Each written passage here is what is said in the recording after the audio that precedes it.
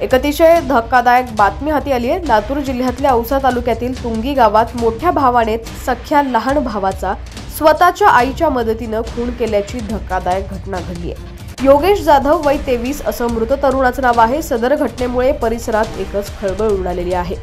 मिळालेल्या अधिक माहितीनुसार पोलिसांनी सखोल चौकशीनंतर आई आणि मुलावर कलम 302 अंतर्गत गुन्हा दाखल केला असून दोघांनाही ताब्यात घेतलंय।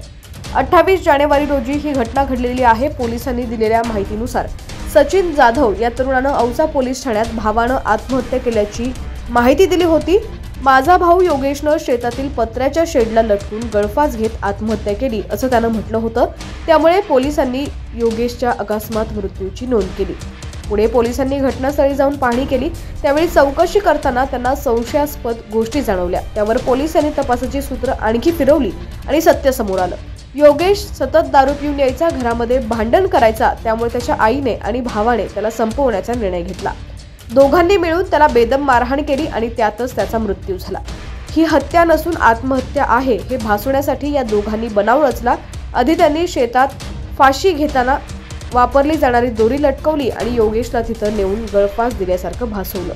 पोलिसांनी आता आई आणि भावाला ताब्यात घेतलेला आहे। मात्र या घटनेनं संपूर्ण परिसरातून देखील संताप व्यक्त केला जातोय।